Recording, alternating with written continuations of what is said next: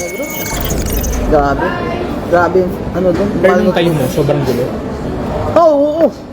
Parang araw-araw pupunta akong gera. Kung galit ho kayo sa mga fake news peddlers, mga ka-update, ito hong video na ito, para ho sa inyo kasi nga dito, nagsalita ho, itong si Attorney Rowena Guanzon. Kaya mga ka-update, pakinggan ho natin kung ano pa ang ating pag-uusapan at ang ating magiging pahayag ukol sa mga, alam nyo na kasi, tinitake down ho si Miss Rowena Guanzon. Gusto ho siyang pabagsakin, itanggalin ho yung mga ano niyan, parang nire-report ho kasi mga social media accounts niya. Tinatanggal ho lahat isa-isa. Alam naman po natin, paglaban ka sa gobyerno o laban ka sa mga corrupt politicians, gagawa at gagawa ng paraan ho ang mga iyan para ipa-take down yung mga social media mo kung hindi ka nila makakasuhan. Kaya mga ka-update, kung bago lang ho kayo sa ating channel, isang like, isang share, isang subscribe lang ho. Malaking tulong na ho yan. Rekta na ho tayo mga ka-update. Facebook natin. Pero gumawa po ako ng sarili kong YouTube channel. Rowena Guanzon. Queen of Bardagulan, Rowena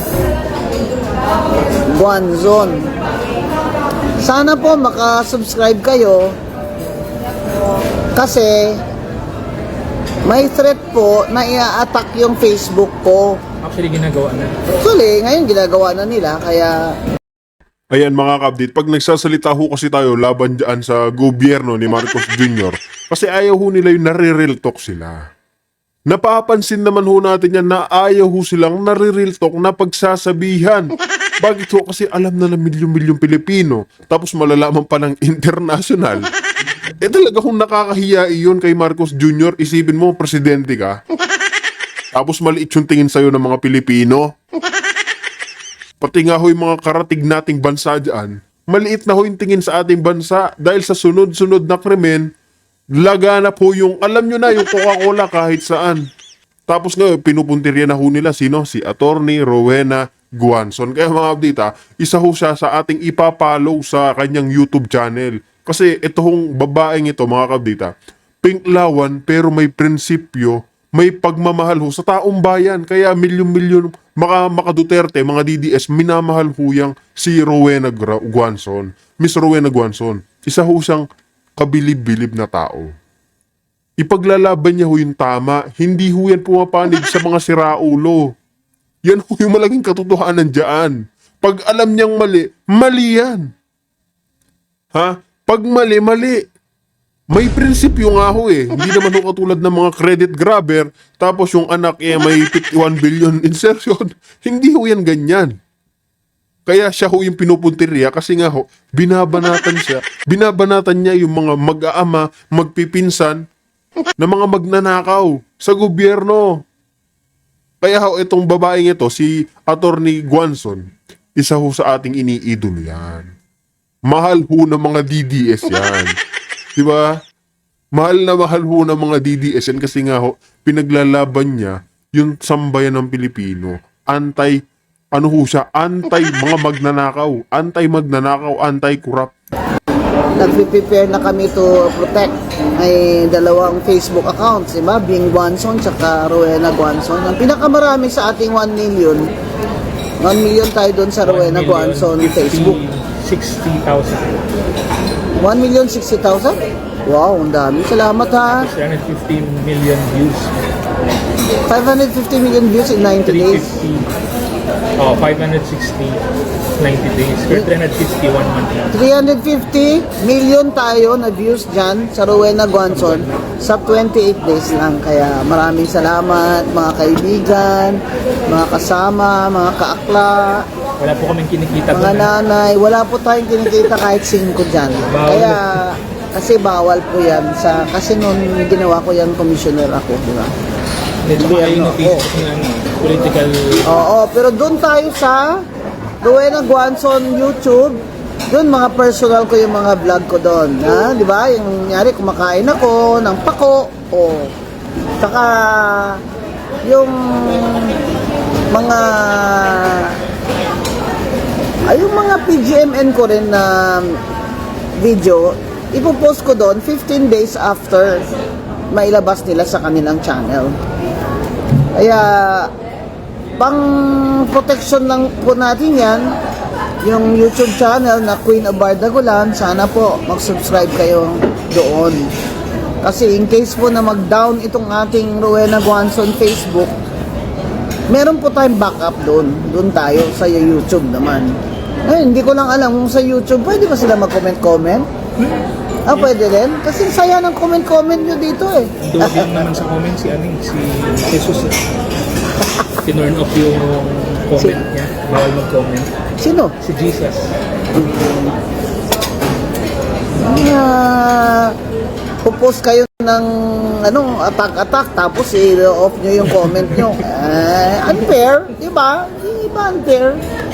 Kaya, mga bata, mga kaibigan, Tiyan mo muna ito. ha? Hindi, ano lang ako, bigyan ka. Doon tayo sa, backup lang ha. Request ko lang, mag-subscribe din kayo doon sa YouTube channel natin, Queen of Bardagulan, Rowena Guanzon. Kanina ko pa iniisip to eh. Lagyan na kita konti. Ang sagot gulaman, konti lang. Gusto kong kumain doon sa Morning Sun Eatery. Sabihin mo yung yung announce mo yung Christmas party. Sa Len. Ay, oo nga pala. Meron pong Christmas party, mga bata na may Down syndrome na kailangan ng heart surgery sa December 20. Baka naman gusto po ninyo mag-donate dyan kahit sa... Kung hindi man po, mahirap po kasi mag-donate ngayon, kasi kailangan ipalalamog mo pa. Pero meron po silang Facebook, Lil Bravehearts, L-I-L Bravehearts. Mag-message po kayo doon kung ano po ang GCash number nila. Ay, kahit 20 pesos, okay na yun. Para sa, lang ng isang bata, Jelly Ace.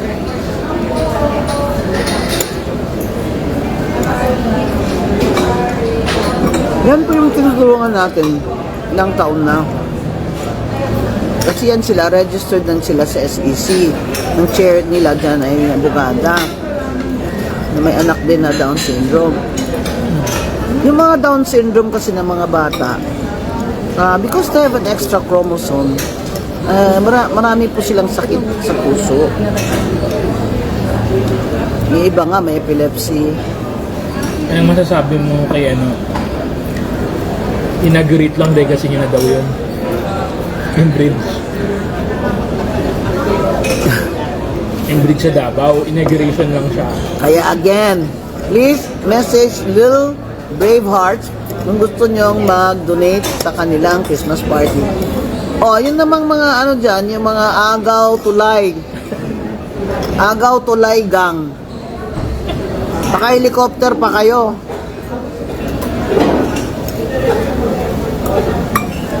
Agaw tulay gang.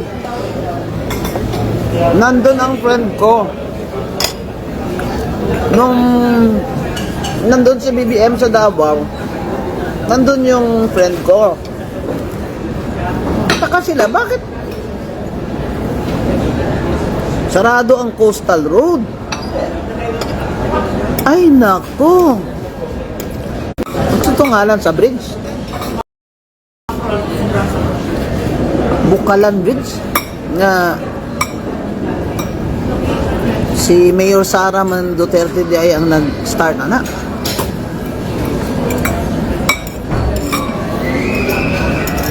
Sabi ng Toby Chanko. Ano yun? Aid, grant from the Chinese government? Sabi ni Kong Toby, wala na daw siyang legacy project kasi lahat inappropriate na sa flood control. So yun ang legacy niya. Meron ka naman palang legacy, flood control. Tsaka yung 20 bigas. Hayop talaga itong mga agaw tulay gang. Bandon din si Sandro. Paano pala yung decision ng Supreme Court? Nag-helicopter pa sila. Takot sila sa mga tao. Paano yung decision pala ng Supreme Court? Ay, kole. Oo. May mananagot. Ay, unanimous Yay! May mananagot. Dapat may managot dyan. Malversation yan. Yun ang sinasabi ni Justice Tony Carpio. At Secretary Ralph Recto may be liable for malversation. Di ba? Sinabi ko na yan. Yung mga kinukuha nila mga pondo dyan, PhilHealth, alala mo, may iba pa may PDIC, sabi ko, kinukuha nila yung mga reserve fund dyan, pinopondo nila sa infrastructure. Kasi doon may kickback. That's against the law. Kasi may batas yung PhilHealth Yung PDIC, Philippine Deposit Insurance Corporation, may batas din yan. Ay kinuha nila magkano? Ang ilang billion ba yun? Di yung mga bangkong magbabankrupt o magsasara o ano, walang pangbayad ng PDIC sa mga depositor. Yung deposit natin ngayon ay insured sa PDIC hanggang 100 million. Ay, 100 million? 1 million, sorry. Dati pala 500,000.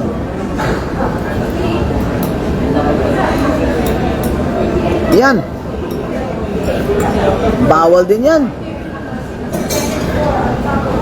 Inuha nila yung PDIC na reserve fund. Grabe. Ito lang si BBM ang presidente na gumagawa nito. Yan lang siya. Ever since President Cory Aquino, siya lang gumagawa ng ganyan. Yung kinukuha niya yung mga reserve funds or mga basta tingin niya, anong ibig niya sabihin? Milking cow niya yung mga government corporations na kumikita. But these are the government corporations that protect the people. PhilHealth is insurance, especially sa mga pobre. Sobrang lala ng sitwasyon. Si Lito Lapid nag-opinion na. Oh, talaga? Ang chairman ng Silent Committee. Tingnan yung lolo nyo si Lito Lapid, nagkomentaryo na. Hindi ko lang narinig. Ewan ko kung lumabas sa baba niya. Ibig sabihin, may iniisip na siyang Malala na. malala na to. Napasalita niya. Kasi 20 years din nagsasalita. oo, nagising na siya. Puto bongbong, paborito niya, bongbong. Ika, puto bongbong. Puta bong. May puta bongbong ako.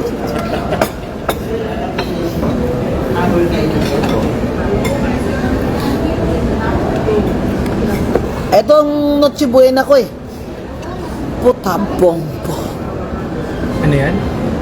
Puta bongbong. Ang Noche Buena ko.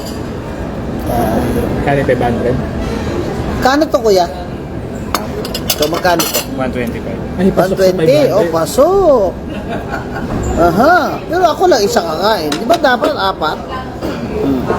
Pasok Dapat- yan sa 500 na. Oo, pero ako lang isa. Dapat apat, di ba? Dapat apat. Puta bong. Puta bongbong. Merong grated coconuts.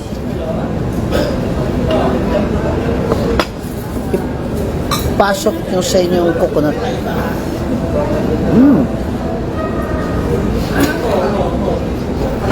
Mahal, Grabe yung ha? ginawa ng PGMI, no? Yung 150. yung pag-edit nila. Ha? Yung pag-edit nila. Hindi pa yun tapos. Speech nila, ay no. Oo, ang galing, no? Galing talaga na PGMN. Kasi hindi nga sila nagmamadali yung pag-edit.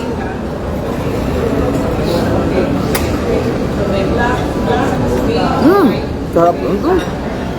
Ano yan? Sarap. Ano tawag dyan? Puta bongbong.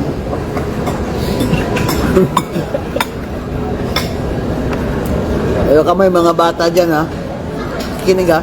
Mamaya sabihin sa inyo, tatay, pag-uwi mo, ha, bili ka ng puta bongbong. Sabi kasi ni Mama Bing, masarap yun, eh. Nanood ka naman daw ng concert ng Sex Bomb. Abutan mo ba yun? Ha? Abutan mo ba yun? Ito naman, sex bomb, sex bomb. What you do? Sex bomb, sex bomb. Sex bomb. Sa pa. Ha? Sex Nakapot ko yung sex bomb. Sex bomb, sex bomb. Sex. Palakihan ng boobs dyan eh, sa sex bomb.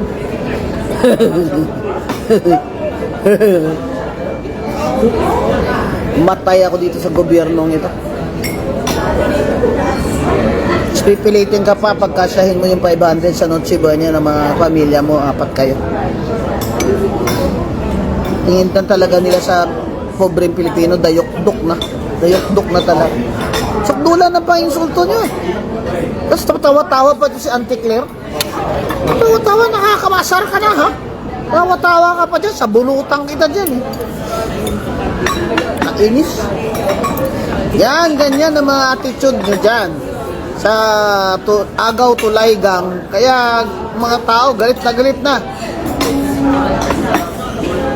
Tapos sabihin mo pa, Auntie Claire, natulungan naman natin si Puta Bongbong. Kung saan tutulungan? May share ka ba sa nakaw? Wala naman ako share dyan ah. Tutulungan.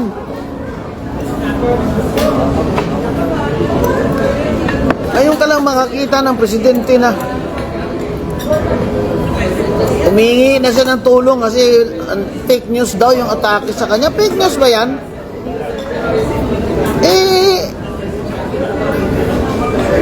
Paano yan ang fake news talagang ang ghost projects ng flood control ay talagang ghost.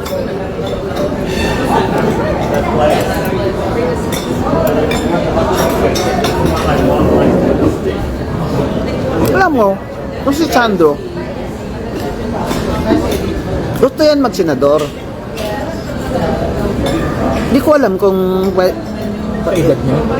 ilang taon na ba yan sa 2028.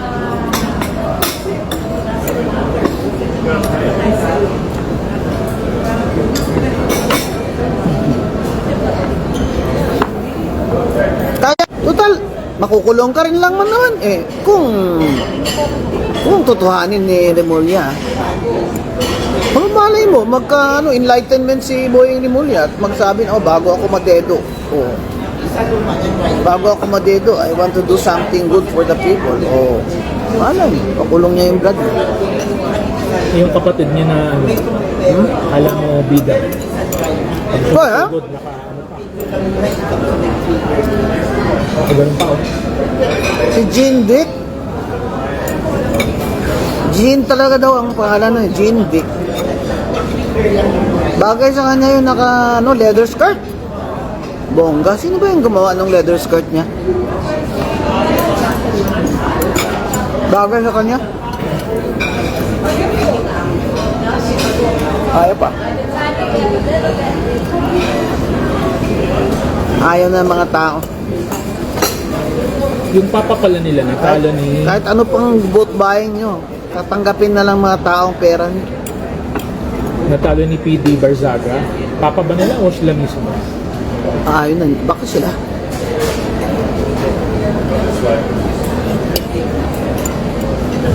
Si P.D. Barzaga, kasama kami ng mayor. 1988. Sabay niyo si Digong nun, Vice Mayor, di ba? Hindi, mayor din si Digong. Saka si Chani Osmeña. Si Jesse.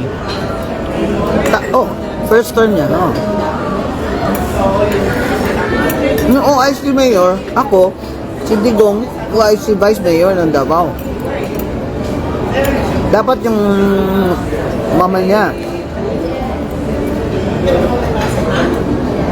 Mrs. Soling Duterte, na talagang, Cory.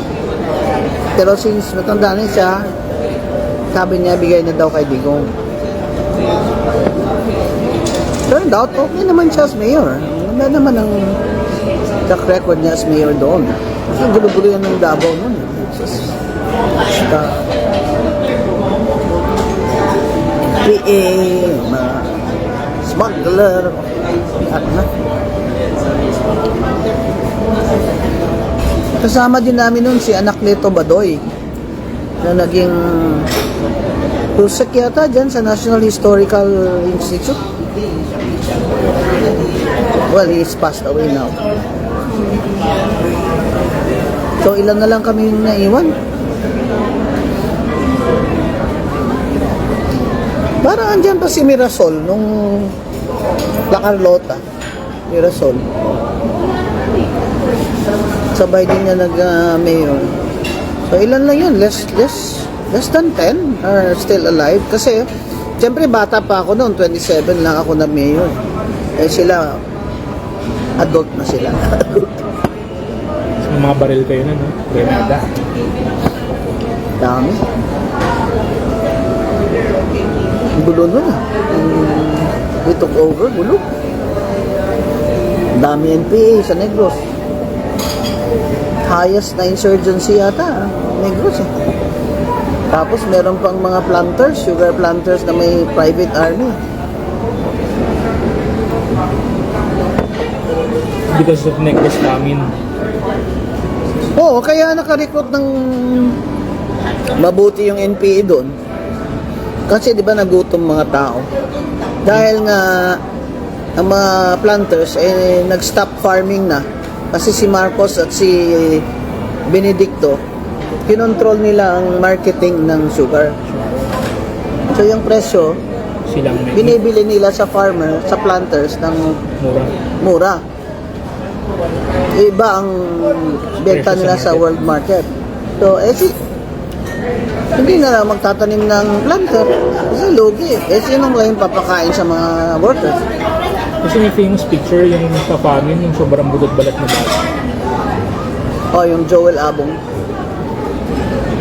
Kaya pinuntuhan ng UNICEF ang Negros. Grabe.